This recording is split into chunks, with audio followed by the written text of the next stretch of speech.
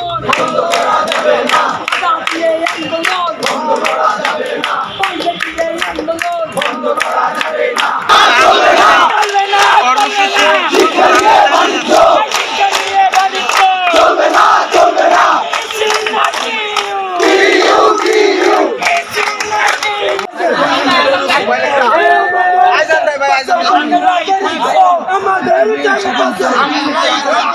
আমরা এখানে আমাদের শিক্ষার ক্ষেত্রে কিছু জটিলতা রয়েছে, আমাদের পরীক্ষার ফলাফলের ক্ষেত্রে অনেক দীর্ঘসূত্রতা রয়েছে এবং আমরা আমাদের যে ইয়ার সিস্টেম হওয়ার ফলে আমাদের যদি কোনো ইয়ারের গ্যাপ আসে কিংবা আমাদের রেজাল্ট খারাপ আসে, আমাদের আরও 1 বছর পর্যন্ত অপেক্ষা করতে হয়।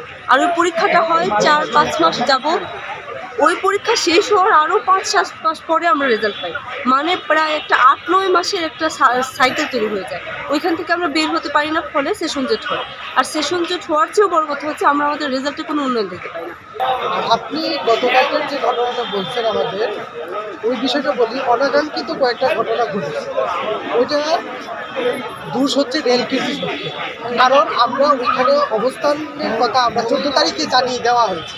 কারণ রেল কর্তৃপক্ষ কেন এই বিষয়টা অবগত হয় না? তারা রেল যখন ফুল স্পিডে আসছিল তখন ওইখানে আমাদের 2-3 হাজার শিক্ষার্থী অবস্থান করছিল।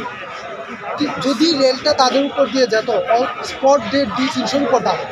আজকে যারা বলছে যে কালকের ঘটনা পৃথিবীর কলেজের লজ্জা হওয়া উচিত, আমরা তাদের জন্য একটা উদ্দেশ্য করে বলতে চাই যে আপনাদের লজ্জা হওয়া উচিত যে কালকের ঘটনায় যদি আমাদের কিছু স্টুডেন্ট মারা যেত তখন আপনারা কি বলতেন? মানে যেটা ঘটছে সেটা আমাদের দেখানো হচ্ছে না, সম্পূর্ণ আমাদের বিরুদ্ধে দেখানো হচ্ছে। এবং সেখানে যে 3 জন আহত হয়, একজন বাচ্চা এবং একটা আপু আর একজন বৃদ্ধ। কিন্তু পরবর্তীতে আমি জানতে পারি বাচ্চাটা আপনার আহত হন নাই, তার মায়ের আহত হচ্ছিল, সেই রক্ত নাকি তার গায়ে লাগছিল। তো আমরা এর জন্য আসলে দুঃখিত, আমরা তিতুমিররা এর জন্য আমরা ক্ষমা চাচ্ছি যে আমরা এমন কোনো কিছু পরিস্থিতির শিকার হব বা এরকম একটা পরিস্থিতি হতে পারে আমাদের ধারণা ছিল না। কিন্তু আপনার দুর্ভাগ্যবশত যেহেতু হয়ে গেছে সেহেতু আমরা ক্ষমা চাচ্ছি এর জন্য।